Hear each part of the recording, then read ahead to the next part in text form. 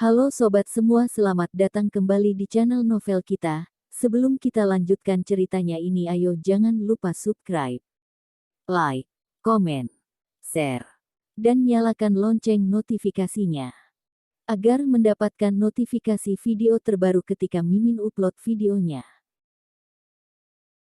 Dr. Stranger Thomas Kin, Bab 20 Proyek Swan Company.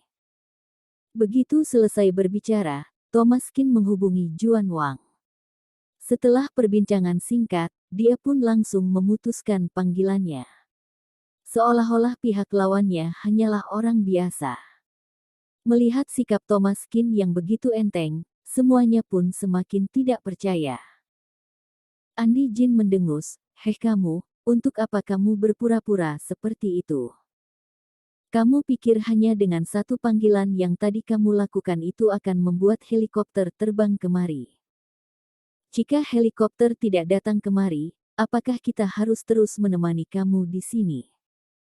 Lalu ketika Andi Jin selesai berbicara, terdengar suara gemuruh keras dari kejauhan. Beberapa helikopter itu terbang kemari.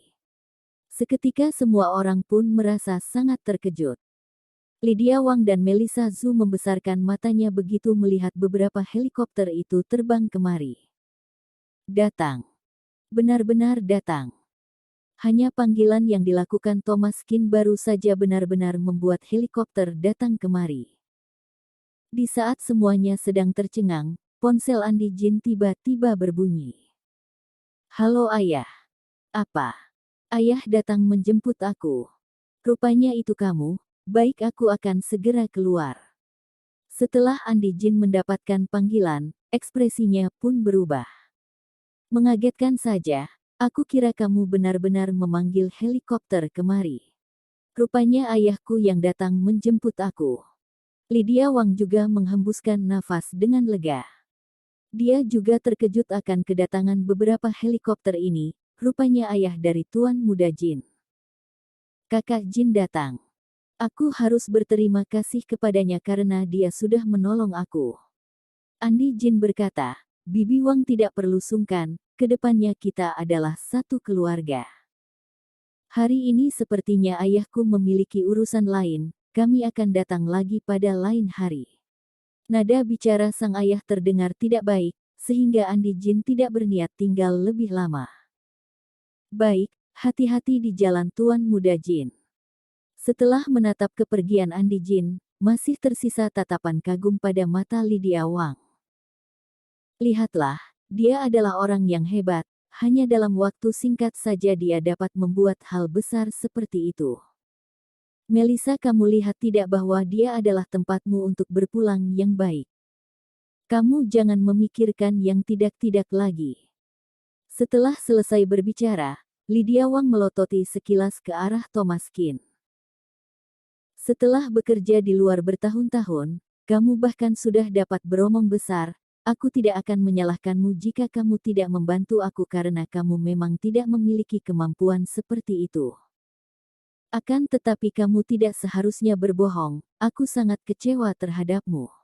Melissa Zhu mengerutkan keningnya berkata, "Sudahlah Bu, jangan berbicara lagi. Pada awalnya Kak Thomas juga ada membantu, dia juga panik ketika kamu diculik."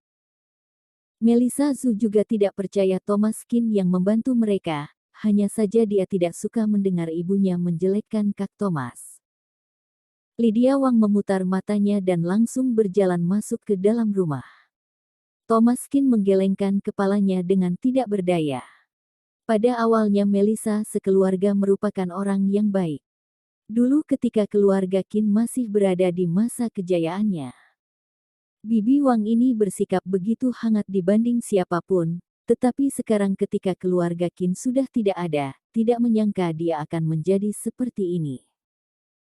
Thomas Kin mengeluarkan ponselnya dan kembali menghubungi Juan Wang untuk memberitahu dia untuk kembali saja.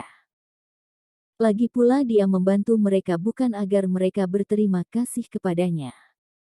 Setelah Andi Jin keluar dari keluarga Zhu, dia berjalan ke arah helikopter tersebut, akan tetapi dia melihat mobil ayahnya.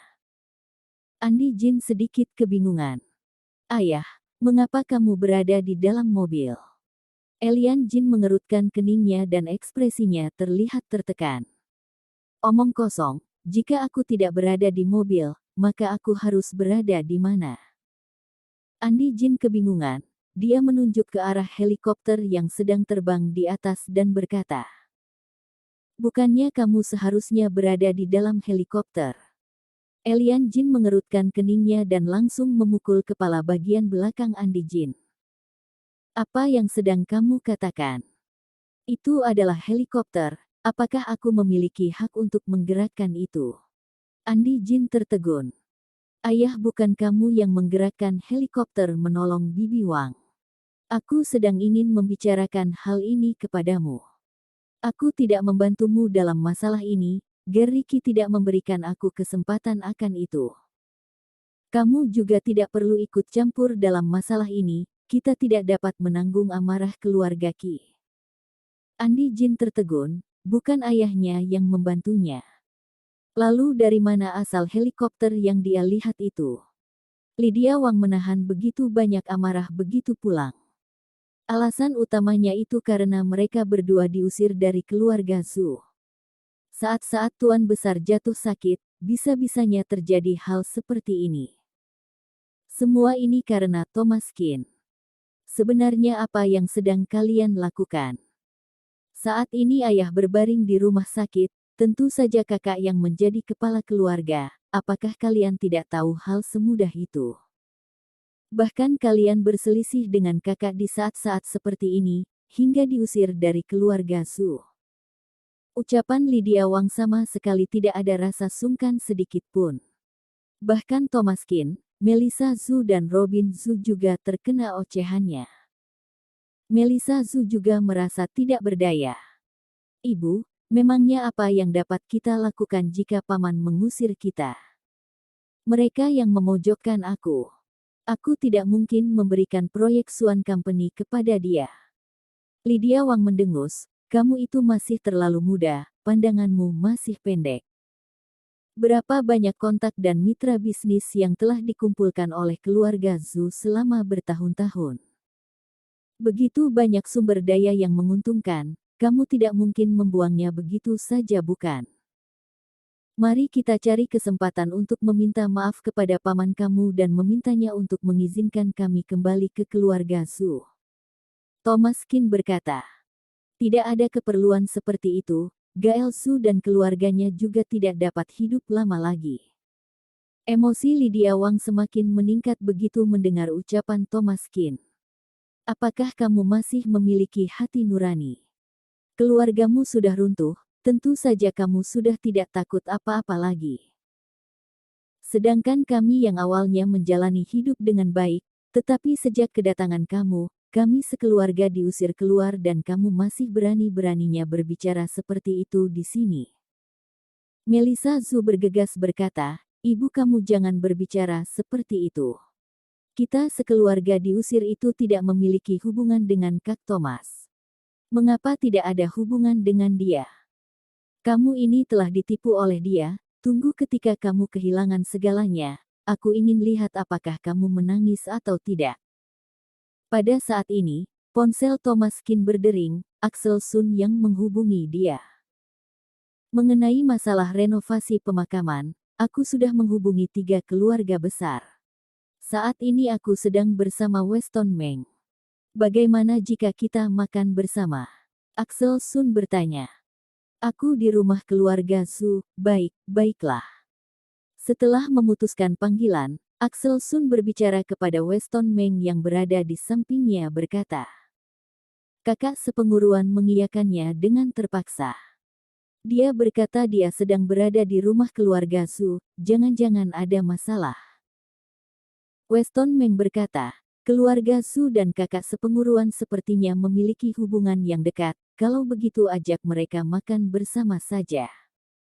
Weston Meng memanggil sekretarisnya untuk menghubungi keluarga Zhu. Dalam waktu singkat, Robin Zhu mendapatkan panggilan, dia terlihat sangat senang. "Sayang, ada apa?"